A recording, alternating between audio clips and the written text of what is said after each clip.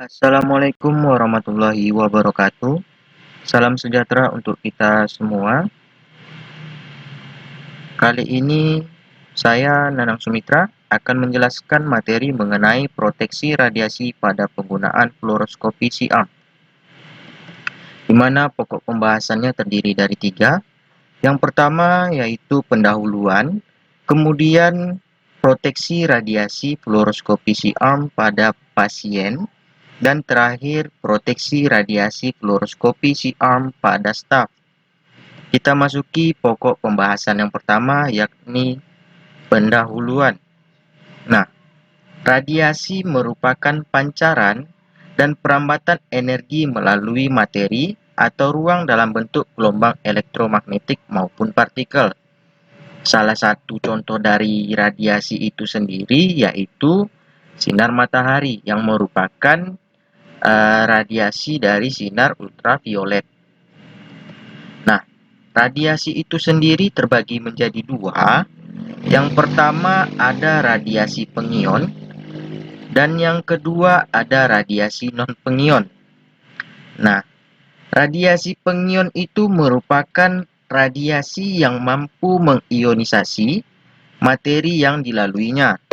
Sementara radiasi pengion adalah radiasi yang tidak menyebabkan terjadinya ionisasi pada materi yang dilaluinya. Salah satu contoh dari radiasi pengion yaitu gelombang elektromagnetik dan partikel.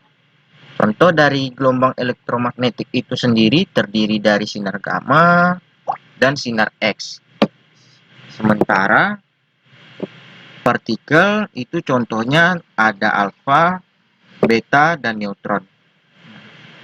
Untuk jenis dari radiasi non-pengion itu terdiri dari dua, yaitu perambatan cahaya dan perambatan panas. Selanjutnya ada spektrum gelombang elektromagnetik. Nah, bisa kita lihat di sini pada bagian yang berwarna hijau ini terdapat radiasi non-pengion. Artinya apabila radiasi tersebut mengenai tubuh kita, maka tidak akan terjadi ionisasi.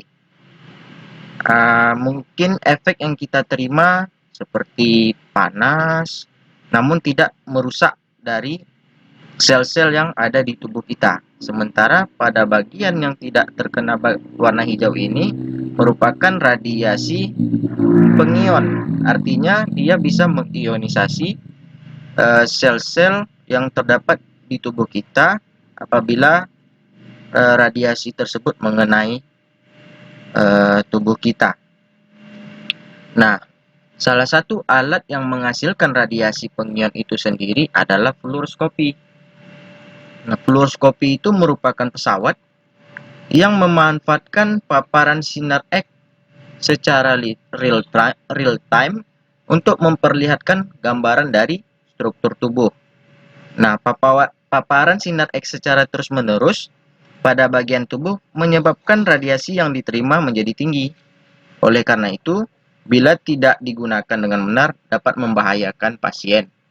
Selain itu, dosis yang diserap ke bagian tertentu dari kulit dan jaringan pada pemeriksaan fluoroskopi perlu diperhatikan karena terdapat dua alasan. Yang pertama, kebutuhan untuk meminimalkan dosis ke organ sensitif seperti gonad dan payudara dengan penempatan sinar X-ray secara hati-hati dan menggunakan pelindung bila perlu.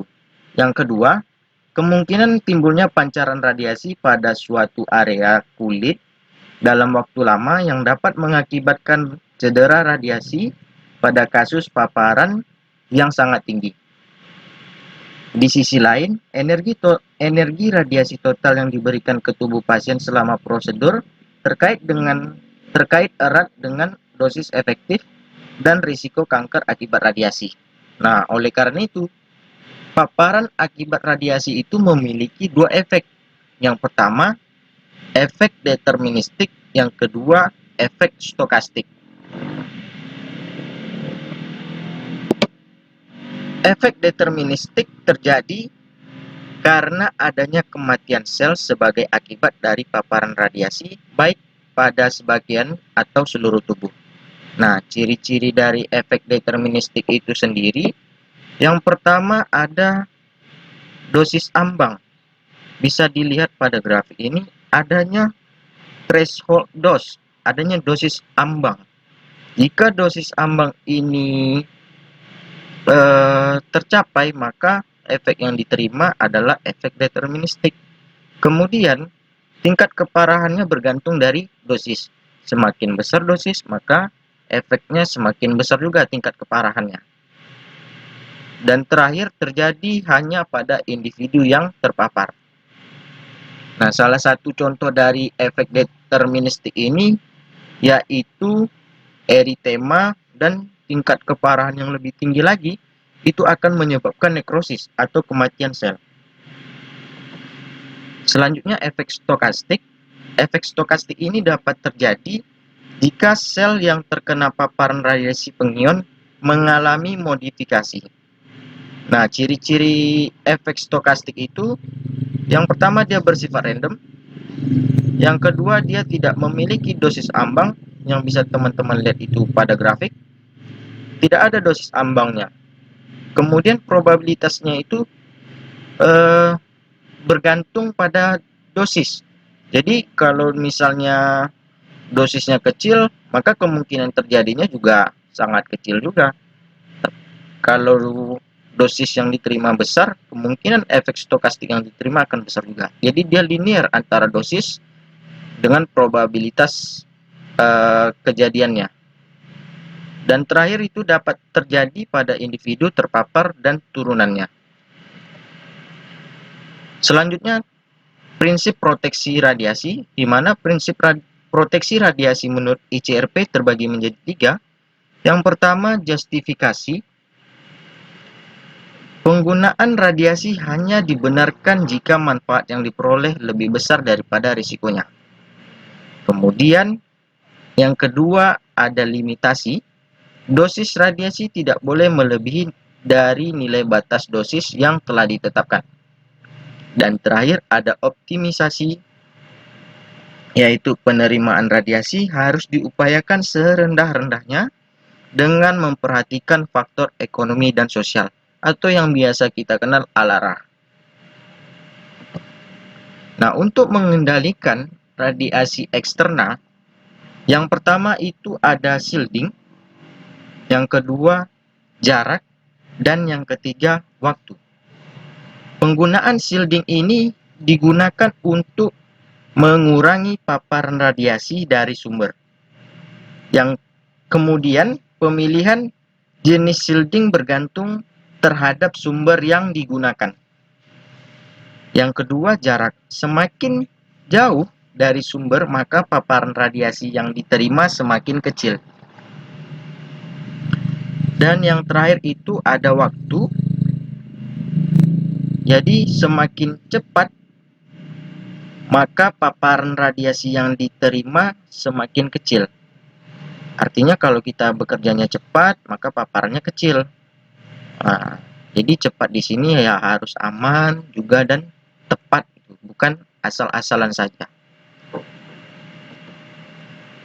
Kita masuk ke pokok pembahasan berikutnya, yaitu proteksi radiasi fluoroskopi C-arm pada pasien. Yang pertama, itu ada informasi pasien, di mana kita harus tahu atau kita mencatat identitas dari pasien itu, kemudian jenis pemeriksaannya apa, indikasi singkat dari pemeriksaan, jumlah penyinaran, waktu fluoroskopi dan nama nakesnya siapa, hasil pemeriksaannya gimana, serta dos area produk atau DAP-nya. Kemudian yang kedua, perhatikan ketebalan tubuh pasien. Nah, jadi pasien yang lebih gemuk atau bagian tubuh yang lebih tebal memicu kenaikan dosis permukaan yang lebih tebal. lebih tinggi.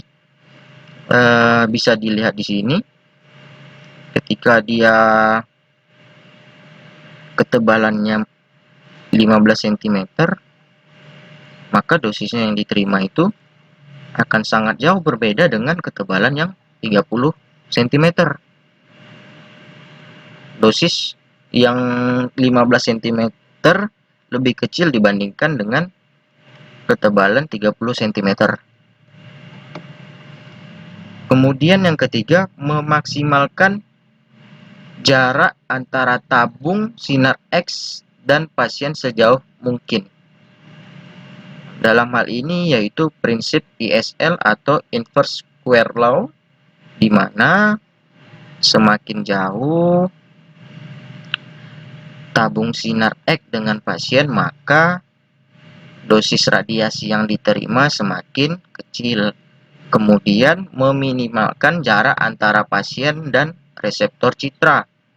Di sini bisa dilihat dosis yang diterima ketika reseptor citra jauh dari pasien, dosisnya lebih besar dibandingkan ketika reseptor citra didekatkan dengan pasien. Nah, bisa teman-teman lihat di sini pada gambar yang sebelah kanan, itu ketika pasien didekatkan dengan reseptor citranya, maka dosis yang diterima akan lebih kecil.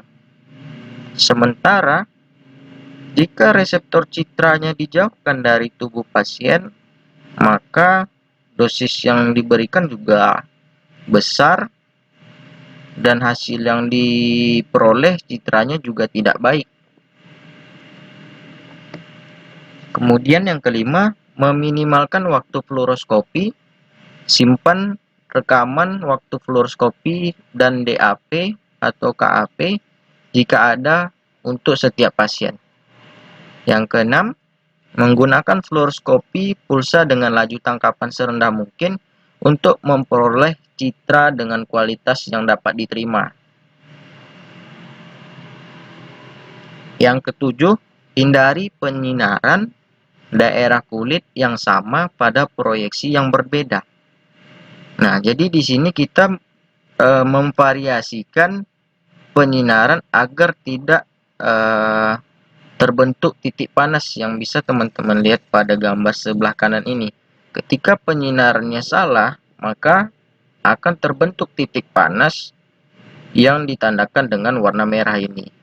Jadi penyinaran yang benar itu adalah yang di sebelahnya ini, tidak terbentuk titik panasnya antara penyinaran satu dengan penyinaran kedua.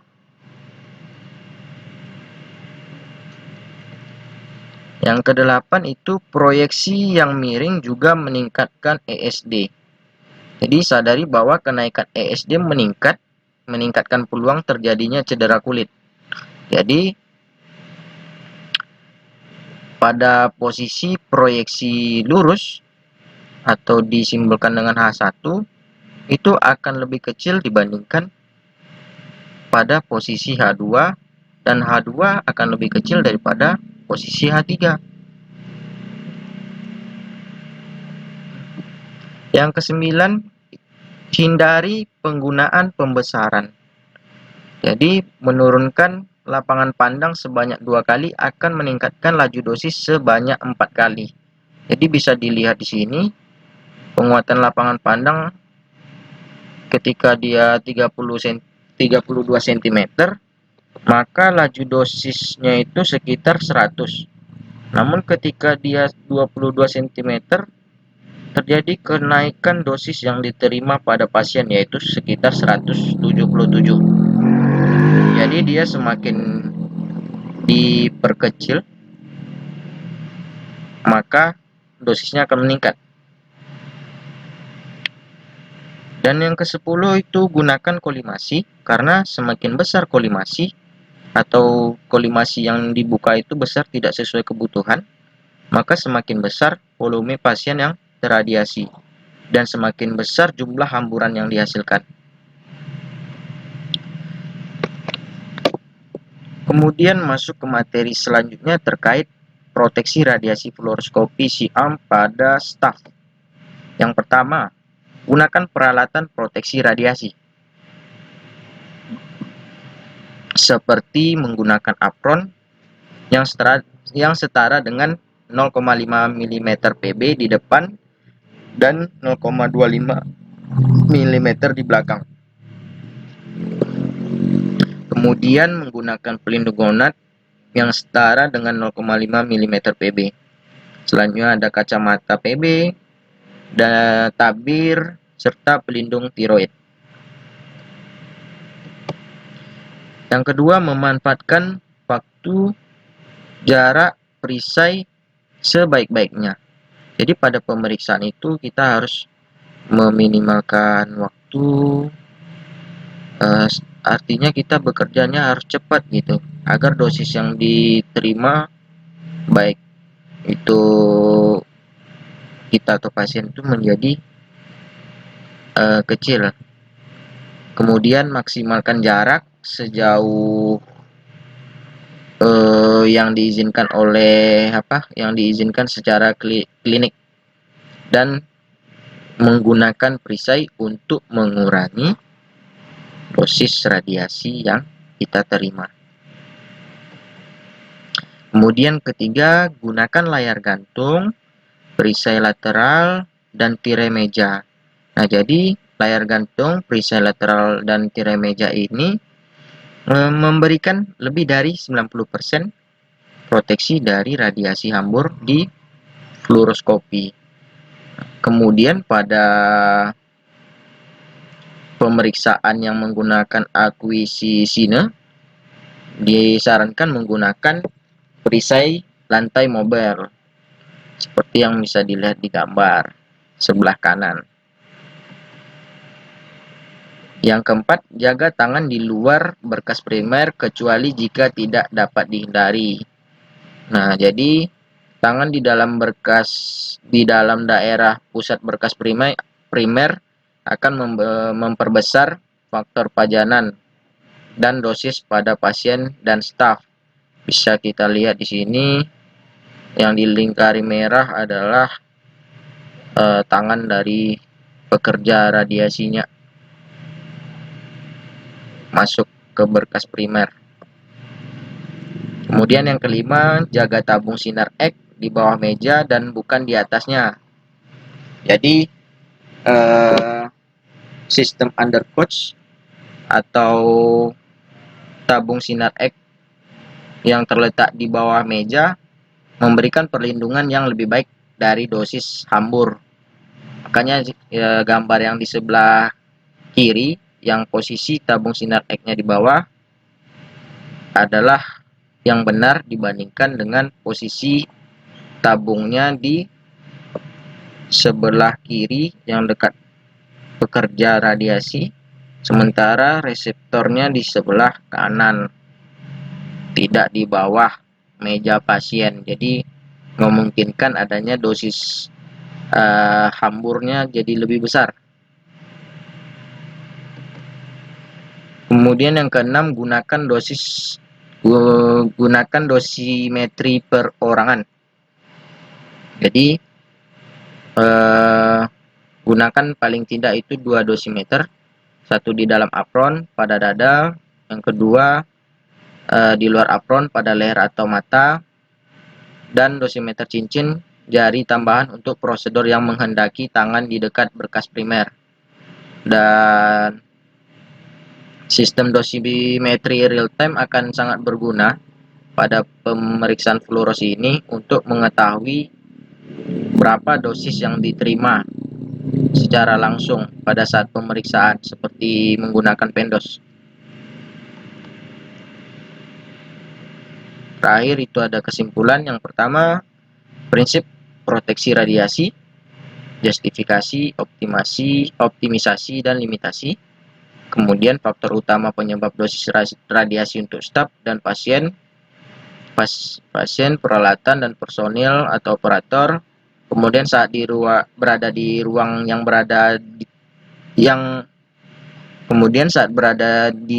terdapat sumber radiasi pengion, ingat prinsip proteksi radiasi.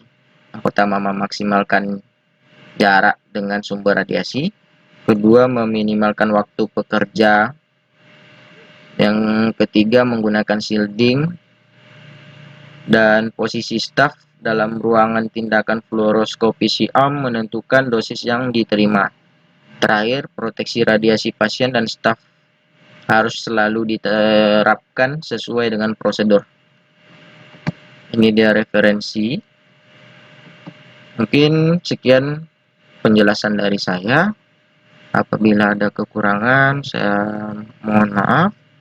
Saya sudahi dengan wabillahi taufik wal hidayah. Assalamualaikum warahmatullahi wabarakatuh.